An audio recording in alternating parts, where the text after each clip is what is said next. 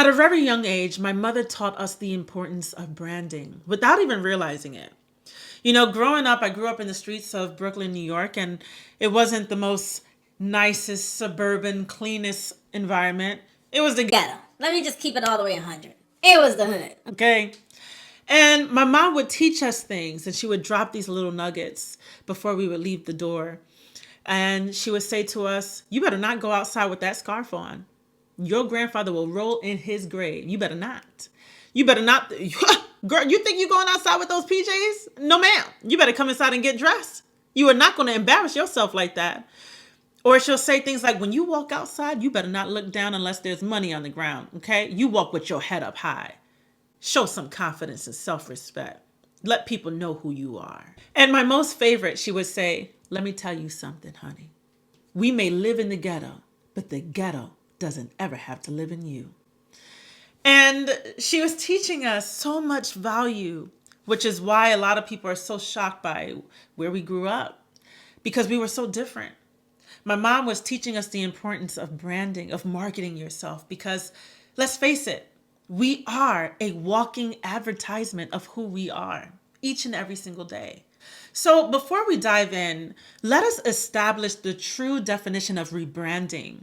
To rebrand means to change, to update the image, the messaging, or whatever it is you're trying to convey to your target audience. That is the business definition of rebranding.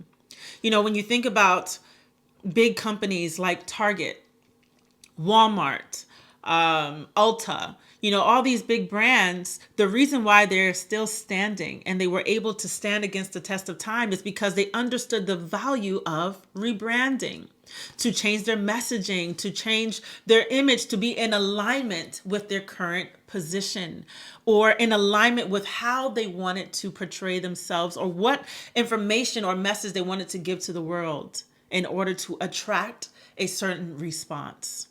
And that is the same way it is when it comes to rebranding your identity or rebranding yourself or your life. It is the same thing. You are recreating, you're making alterations or changes to your identity and the message that you bring out into the world. In other words, you are influencing perception. In the business world, it's a marketing strategy. But if you think about it, we market ourselves every day by how we walk, how we talk, even the scent we carry. How we, our hygiene, how we speak, our daily values that are revealed through behind our actions, right? It's marketing. What I'm saying, if you are in your rebranding season, hit that like button so I don't feel like I'm by myself, because that's the season I'm in. Just recently, I found myself reevaluating a lot of my life choices. I was known for having a short temper.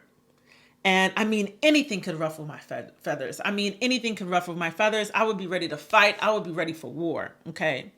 And it got to the point where my kids would be too afraid to tell me things because they knew Mama Bear was going to come out. They like, "Oh Lord, Mom's going to come up there and she's going to cut up. We can't tell her about this." And that wasn't who I wanted to be, especially when I decided on stepping into my purpose. I knew that I cannot, and I no longer want to be associated with a person who is emotionally unstable. I don't want to be known for someone who's all over the place. I don't want to be known as someone who can't handle life when life throws lemons at them. I want to be known for someone who is stable, who is intentional, who is not moved by the waves of life. I want to be known as someone who carries peace. So I am in my rebranding season. I even found myself looking in my closet going, "Oh my God, I was wearing that?" Because I know who I am now. And rebranding requires identity. You need to know who you are. And sometimes we don't know who we are. So how can we rebrand anything if we don't know our purpose? So it all goes together. So how will you know that you are entering your rebranding season? You will feel a shift in the direction you want to go. The things that appealed to you before doesn't appeal to you any longer. The things you enjoyed before, you don't enjoy anymore. It bores you. And it's kind of like preparing for a job interview. Pretend you're walking in and you're like, "I want to apply for the position as a manager at, I don't know, Target," right? Now, You may think about how you dress before you walk into that interview. You may even study the company, the position, so you know how to answer your interview questions. You are preparing for your position. And that is what your brand is. Your brand is to send out a message and an image that aligns with the position you want to step into. And that is the same thing. In order to step into your God given purpose, your steps and your walk and your brand, your identity must be in alignment. So let us do a little coaching session.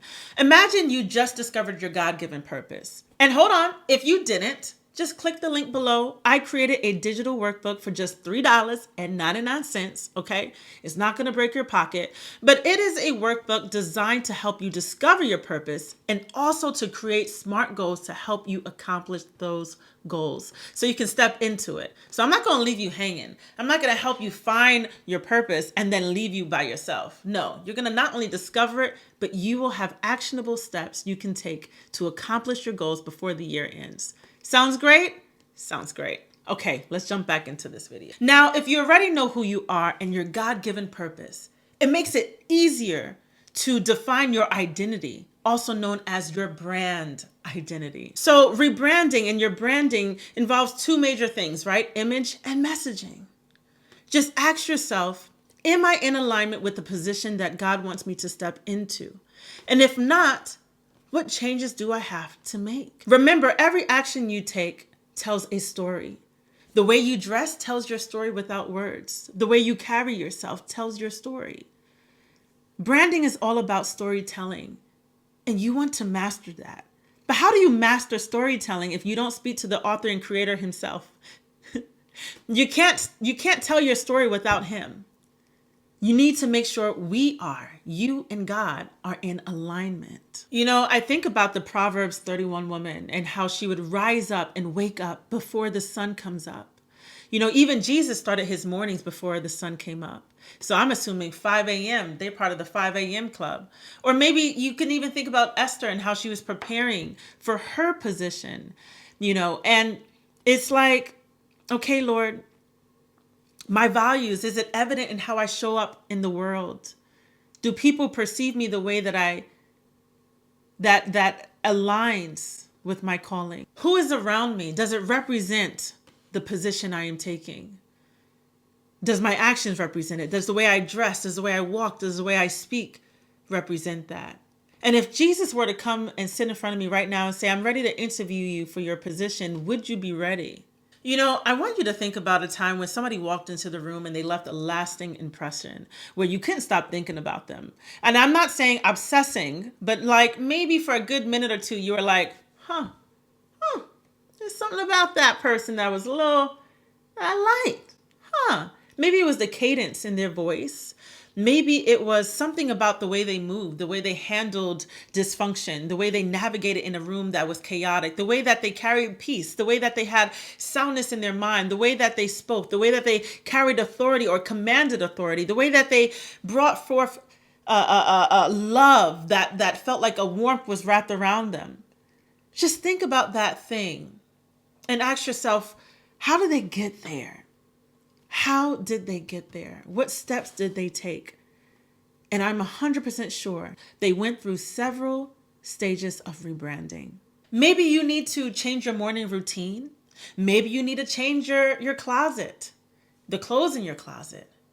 Maybe you need to even go through your fridge and look and reevaluate the choices you make when you go grocery shop. And I'm sorry, but it all goes hand in hand. Maybe you need to reevaluate what you consume on a daily basis. Maybe your prayer life, your time on social media, maybe even the company you keep. So just think about your ideal self in accordance to the position that God has given to you. Who is she? How does she walk? How does she talk? What does her social circle look like? Who is she hanging out with? What kind of content is she consuming? What are her goals? What does her morning routine look like? What does her night routine look like? What is her spiritual life looking like? Ask yourself those questions and write that down. You can do this. You can rebrand not only yourself, but your entire life because you are worth it.